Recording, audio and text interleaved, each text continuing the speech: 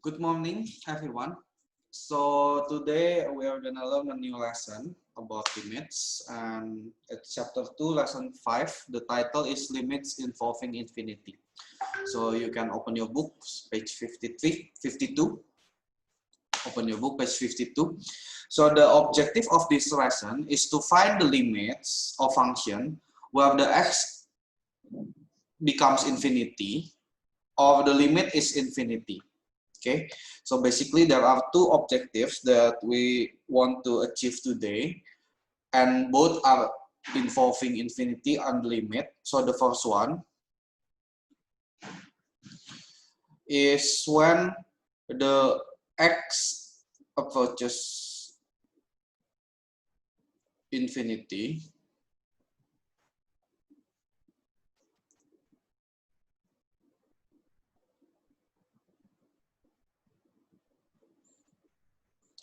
and the second one when the limit is infinity.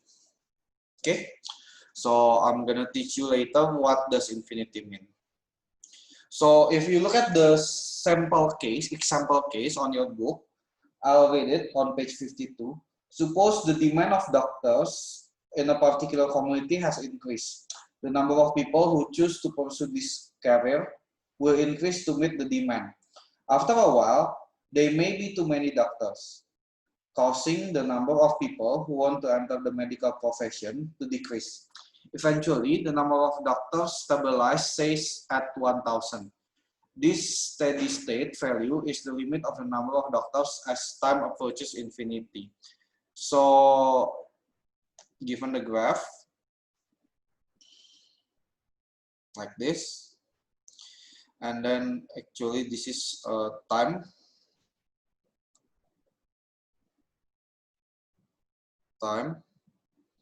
and this is number of doctor. So this is, let's say this is the line of 1,000. So at first, because there are a lot of people who wants to pursue the career, then of course it will increase, right? It will increase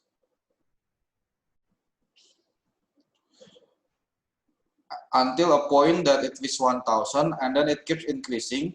And then because it's too many, then people don't want to pursue it anymore. So it will decrease.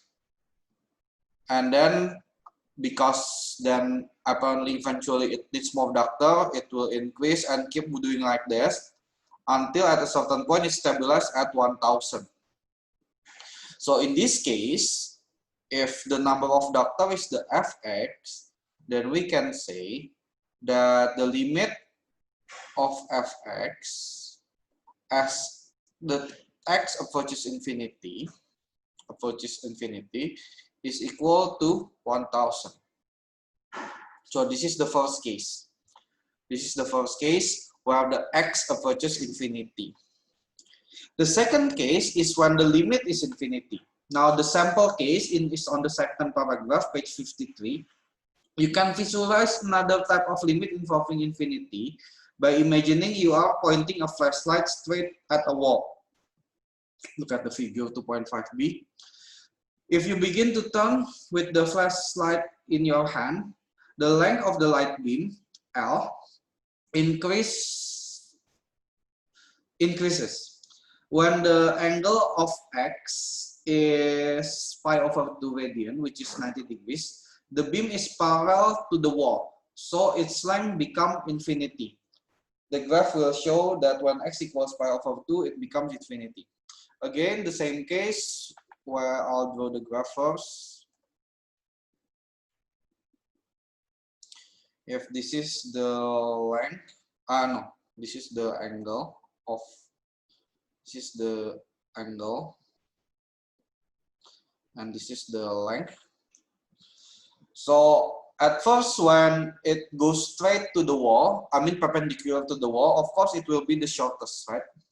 And then as the x rotate, as your hand rotate, then actually the length of the light beam, the length of the light beam will increase until at a certain point when it's 90 degrees, pi over 2, then it becomes infinity because the light beam and the wall is parallel. So it will be like this. Okay. In this case, we can say that the limit as x approaches pi over 2 of fx, and let's say that this is fx, is equal to infinity. Okay, because as x approaches pi over 2, the value of y is becoming a very large number. Okay, so what does infinity means anyway? When we are talking about infinity in limit, or symbolized with this symbol, then it's actually meaning a very large number. Okay, so infinity means a very large number. It means like 999999999. It doesn't stop, like a lot of nines, digits. Yeah, so it's a very large number that you actually cannot define.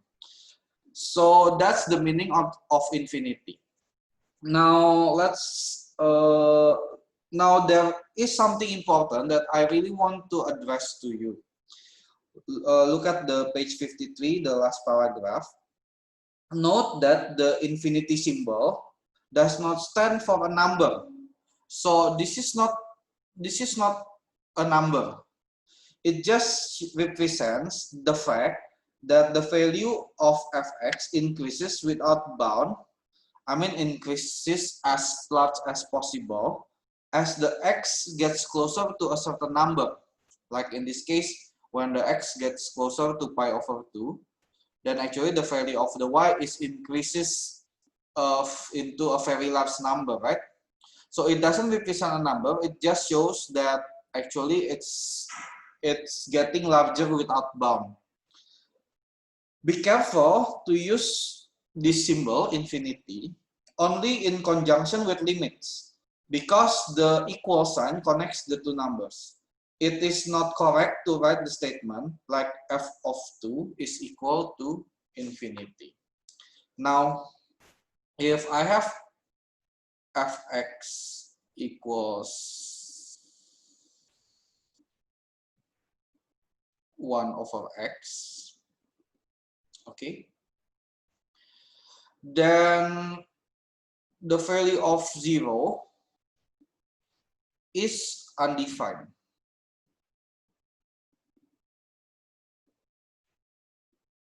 Or we can make it short as UND.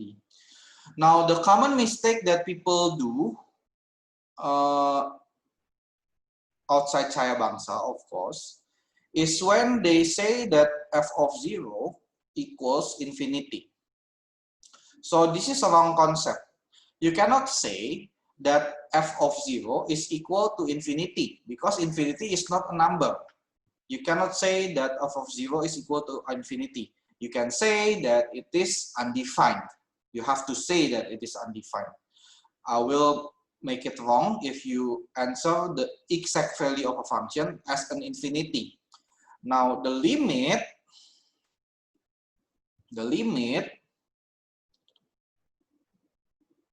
of fx, let's say as x approaches c, can be written as infinity.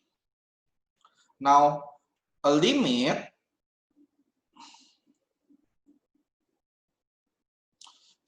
cannot be written as undefined, because there is no undefined in limit. What you can say is no limit, or doesn't exist.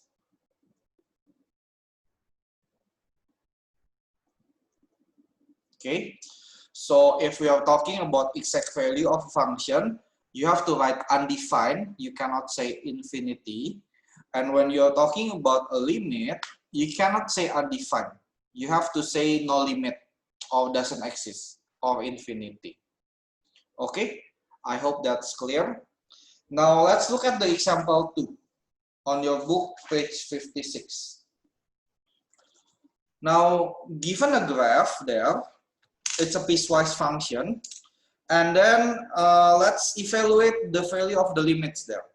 The first one, the limit of fx as x approaches infinity. Now look at the graph. As the x is approaching a very large number, as the x keeps increasing into a very large number, it seems like the y is getting stable at 4, right? Y is getting stable at 4. That's why the answer for the first one, the limit of fx as x approaches infinity, is 4. Okay?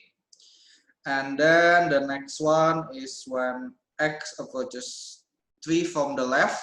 When x approaches 3 from the left, it's obvious, the answer is 6. When x approaches 3 from the right, the answer is obvious, it's 2.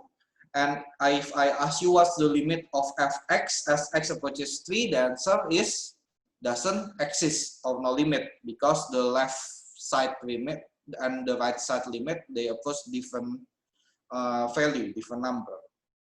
Now let's look at the when x equals 1. When x equals 1, the limit from the left is positive infinity, which is a very large number to the positive direction. And then the limit from the right is approaching to infinity also. It's getting very large also, but in the negative direction. Now, if this happens, I'll write it.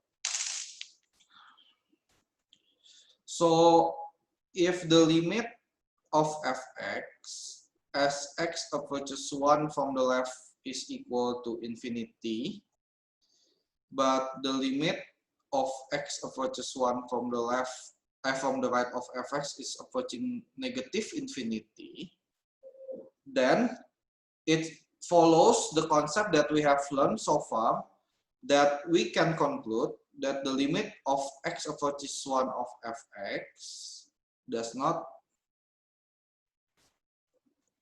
exist. Okay, it doesn't exist. Even though they are both approaching a very large number, but one is approaching in the positive side and one is approaching, the other is approaching to the negative side.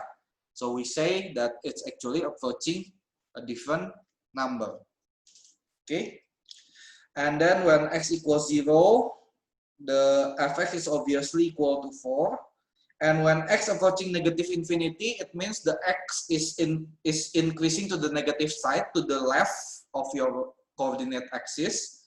Then you can see that it's actually approaching 2. So the limit of fx as x approaching negative infinity is equal to 2. Okay, I hope you understand today's lesson. Thank you.